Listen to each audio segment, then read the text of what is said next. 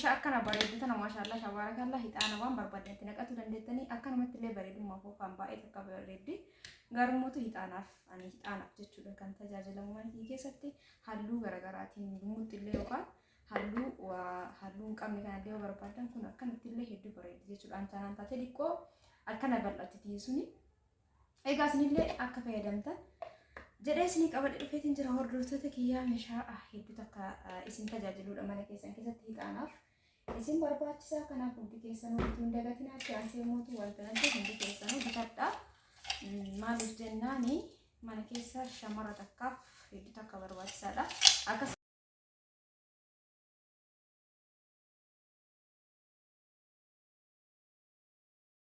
hundi keessan bitadhaa irraa fayyadamaa isin jedha. Assalamu alaikum warahmatullahi wabarakatuh. Akkam nagaa jirtanii hordoftoota kee jaallatamoo fi kabajamoo akkam jirtan fayyaa keessanii alaamanni isaa namni keessan nagaa isin jedha. Orooni biyya jirtanis orooni biyya keessan jala jirtanis hundi keessan bakka jirtanitti nageenyi kiyya isin akka qabu isin jedha hordoftoota kiyya.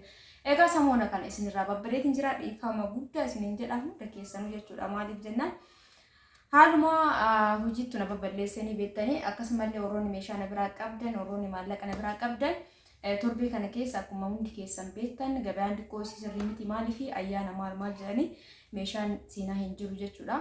Ani gadi ba'ee siiftuu danda'a garuu dabalii dhibba takka dhibba lama meeshaa tokko irratti yoo dabalee meeshaa baay'ee irraa yoo walitti dhufe waa takka isin shaffana jechuudha. Wanni tokko yoo diqqaate wanni fedhallee yoo tana bakka isin buuse waan guddaadha jechuudha. Waan irraa diqqaa isin jedha. Akkasumas meeshaa hedduu irratti dabaleen sun bakka tokko walitti dhufe yoo manqoqora takka isin bite waan takka jechuudha. Kanaaf isin yaaduun guyyaa lama sadiin takka meeshaa hin binne inshallah ayyaanni kun yoo achi dabare isin bite jechuudha. Hordoftoota kiyya akkuma tan abdiin qaba sanumaaf babbade akkasumallee namoonni dura meeshaa na biraa qabdan meeshaa keessan sirreessee tartiiba qabsiiseetiin jira. Akkasumallee immoo meeshaa keessan tartiiba qabee egaa oroonni dura na biraa qabdan meeshaa keessan sirreessuudha kadeemu deemee kan mootu asturu haala mijeessaa ture isin jedha hordoftoota kiyyaa akka hubattan illee abdiin qaba viidiyoo kana like gochuu hin dagatina wanti isin irraa hir'atu takka illee hin jiru hadha kun deebi'eetiin jira meeshaa babbareeda qabadhee isin dhufeetiin jira hordoftoota kiyyaa hagadhuma viidiyoo kanaatti naannoo jiruudhaan like share gochuudhaan egaa irraa fayyadamaa isin jedha meeshaa babbareeda hundi keessanuu bitachuu hin dagatina. Egaa hordoftoota kiyyaa warroonni jalqabarraa meeshaa bitaa turtan meeshaan keessanii gara dhimmaatitti isin fe'amee carraa keessanii garuu warroonni meeshaan keessan bira jiruu fi ganaa isin bitaa jiru wanti tun ani akka kiyyatte isinii fi eebbaa jechuudha. Eebbi isin godhatiin jira ofii kiyyaa isin tajaajila jedhee yaadaan mana kiyyaa ni qaba. Osoo tureera jechuudha erga bitee amma osoo hin ta'in akkuma isin dhufteen bitee dhugaa dubbachuuf maallaqni isii diqqoodha garuu hojiin isii guddaadha jechuudha. Banee isinitti agarsiisa walitti himmootu akkanatti walitti yoo diran addaan hin baatu jechuudha. Garuu walitti diruu san nawalee walitti diran malee walitti hin diramtu. Egaa addaan baasee isinitti agarsiisa diqqee tanarraa ka'a nama tana fakkeenyaaf aananii hedduu takka agartanii banee isinitti agarsiisa kana yoo barbaadan isa kana nama aananiif itti tajaajilama kuno isii tana jechuudha. Hedduu takka natti tolte wallaahi maaliif aanan amma fakkeenyaaf aannan gizee bitattan waan akka haayilaandii waan uummatoo bittan keessa geettanii dhiquu hin dandeettan kana garuu amma ni akka aananii fayyadame isinitti maa akkana akka barbaadan dhiqee ejersa akkana irra ulee itti qadaadha jechuudha.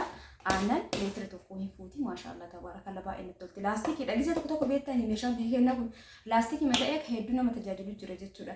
Isiin tun hedduu takka bareeda kanaaf ani fi kiyyaa oomishinii mikeessan irraa jechuudha kama isin irraa ani fedhi mikeeyyaa isin hundaafu eebba isin godhe jechuudha meeshaa kana. Tarii barbarillee itti fayyadamuu dandeettanii waan garaagaraatti naqatu dandeettan aanaa akka ofii kiyyaa fayyadamaa jiru kana aanan itti fayyadama.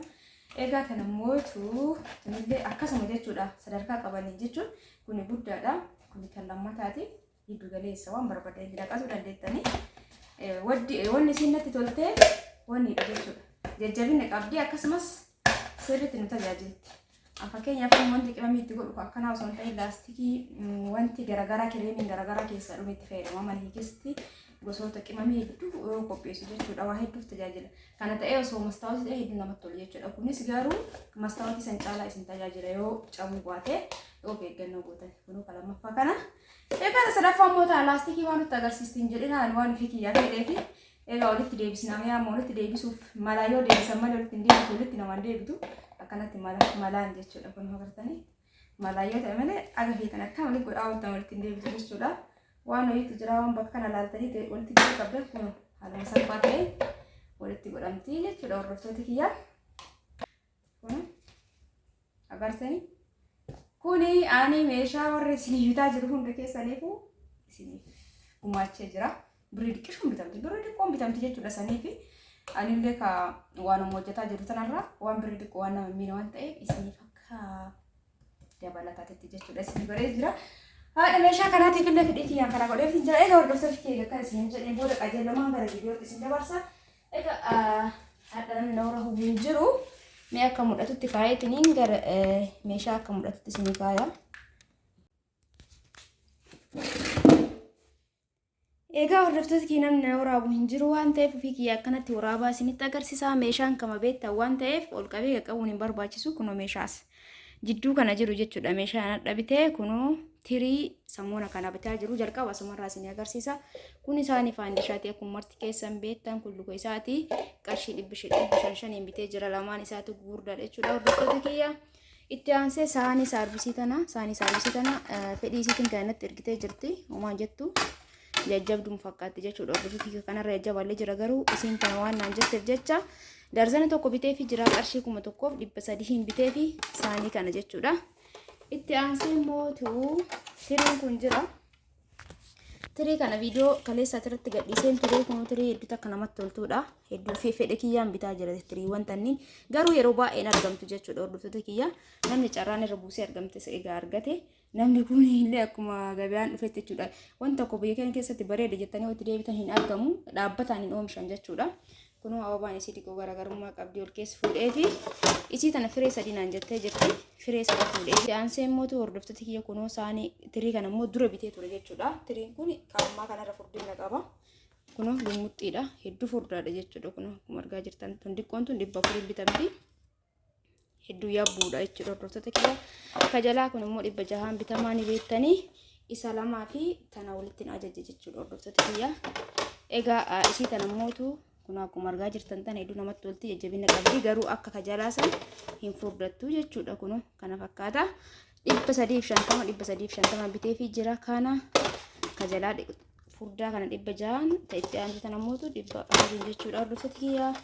Egaa asii eega fidneen booda garas dabarraa saaniin biddeena namoonni bitatu barbaadan kajajjabina qabu osoo bitattanii kunillee bareeduma garuu kanarra bareedallee ni jira jechuu barbaadeeti. Itti aansee asuma ol isinii baa rakabootiin kun haarawana biratti sufraa isaa nafni sufraa qaba kaayixaan itti harkatan qaba sinii jaa qabata jechuudha. Maashaallah ni rakabooti ifaa sanii irra kanatu natti tola. Inni kun duraan akkanatti jajjabina hin qabu jechuudha waan irraa bahu wayiiti amma garuu wajjumaan akkamitti akka walitti godhanii fidan hin beeku. Akka duraatti xiqqoo fooyyee qaba jechuudha. Xarzii isaa kanallee bareeda xarzii isaa akka burcuqqoo nama hin horanneefi. Egaa keessa kana fakkaata sinii wajjin sinii jaa qabata kun abbaa sinii jaati kanarra guddaa jira hordoftoota kiyyaa inni kun sinii wajji sufraa wajji meeshaa isaa guutuu wajji egaa qarshii 4,000 jechuudha hordoftoota kiyyaa. Ka irraa guddaa mootu akkasuma gatiin dabala kun kasinii jaa fuudhu sinii maashaallah sinii akkana bareeddi sinii bichallee wadda barbaadan qarshii 1,500 sinii firee jaan tuni diizaayiniin isii namatti tolti jechuudha. Rakabootii kan hojii deemte kun afaan irrallee warqaama waan qabduuf jecha kan wajjin ni deemti jechuudha.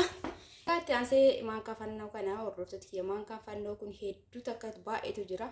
Ka qarshii 800 jira, ka 900 jira garuu waan takka kan isin fayyadne jechuudha. Bifame keessaa hin kennoo jettan bakkuma taa'u sanitti ka daandi'a yookaan zaagu jechuudha.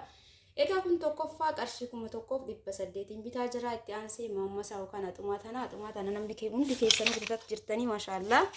Egaa gatiin isillee xiqqoodha qarshii 300 qofaan bitaa jira maashaallah. Egaa itti aansee asitti immoo maxxabashaa kana ammallee irra deebi'ee kunoo bitee fi jira akkanumatti maxxabashaa sadii ka darajaan jiruu fi maxxabashaa tokko guddaa naan jettee jirti. Sadiinuu kunoo akkanatti dhufti qarshii 5,000 bitaa jira gamma maashaallah. Hedduu akka bareedaa isinitti agarsiisu hin jiru lakkoofsa qaba. Isiin irraa xiqqoo 24 kuni 26 ka lammaffaa ka jalammoo isinitti agarsiise kun 28 lakkoofsa qaba jechuudha. Jalli isaa kun akkuma distii baay'eeti distii makaanii jechuudha kun maarkiin isaallee. Egaa akkan isiniin jedha hordoftoota kiyya bakka takkatti bitamti. Itti aansee asumaan akkan ol isinii waan ta'eef asitti hixaana kiiloo tokko kanaan jettee jirti.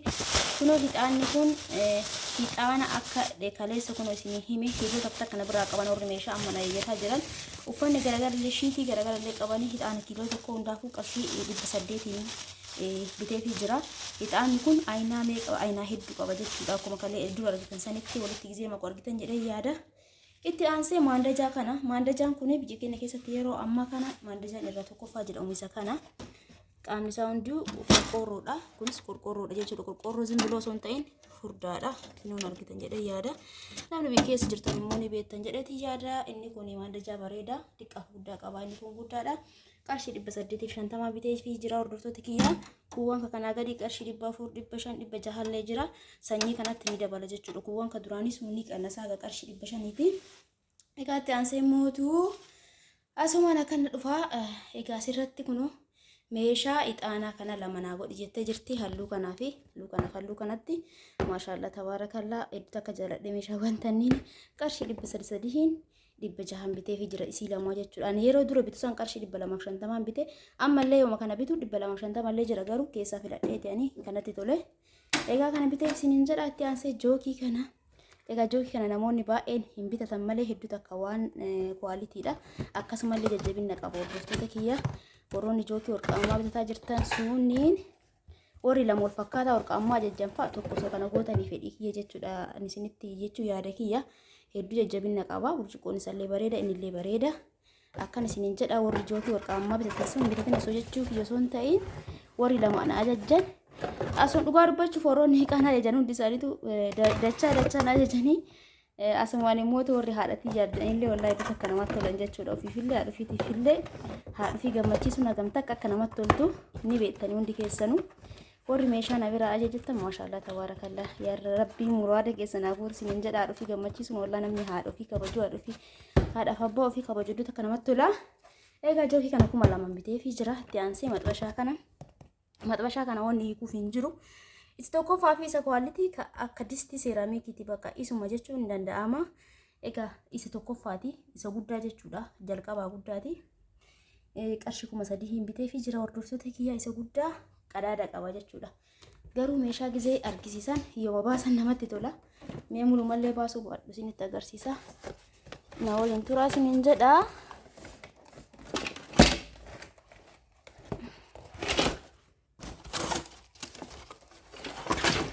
Kunoo isa kana hordoftoota kiyya kana fakkaata. Kunoo jallisallee kana fakkaata. Maxxabashaa reefisaniin tokkuma. Kuni garuu kunoo kurree qaba jechuudha. Kurree qaba, qabannaa qaba isa oriijinaalaa fi isa distii maasan jechuudha. Distii mallee ta'a akkanatti yoo kurree osootti qabannaa osoo ittiin godhi yoo fayyadamtan akka distiitti fayyadamtanii hedduu guddaadha jechuudha. Hordoftoota kiyya furdinallee qaba. Kurreen isallee kunoo kam akka distii sanii isiniin jedha. Qarshii 3000 ka isaa guddaa kana jechuudha. Ka amman bite kun kana ta'ee lammaffaaf sadaffaa qaba. Kuni ka jalqaba irraa sanii. Egaa akkuma argitan kana isiniin jedha. Itti aansee mootuu kana isin himee jira. Itti aansee jookillee isin himeera. Egaa itti aansee asiin feermuuzii jirti. Feermuuzii kana namni kamuu feermuuzii kana ajajataa jirtani. Egaa feermuuzii warqaamaa namni kamuu ni ajajataa jira. Inni kun warqaamaa guutumaan guututti dheengaddas viidiyoo gadhiisee jira. Ammallee isinitti agarsiisa. Feermuuzii kana yeroo lamatti na ajajjee haadha kiyyaafillee ofiifillee nan jette. Kun isinitti agarsiisa. Ni beektanii garuu ka agarsiisuun dirqama natti fakkaata. Dirqama ta'eera. Isinillee isin qofa osoo hin ta'in anummaan gizee meeshaa agarsiisu. Ni agarsiisu jedha garuu olin baasu jedha garuu oluma baasa jechuudha. Isii tana jechuudha. Lummutti guutumaan guututti warqaamaa isin feetanii hedduu takka jaalattan waan ta'eef hundaafuu kunuu isi kana bitee jira. Akkuma ajaja isitti iskiriinshaatii gootee natti ergite waan ta'eef egaa seetiin dhufa feermuuziin kuni leetira 2 hin qabu. Tokko tuqaa 5 fi leetira 1 jechuudha akka dhufu. Hundi keessanuu akka beektan abdiin qaba. Isa tokko akkana ishigii tokko ammallee jiran ishigii tokko naan jettee jirti. Egaa gatii isaa yoo jettan gatii isaa qarshii 5,500 bitee fi jira hordoftoota kiyya. Kurree isaatti jala dabaree.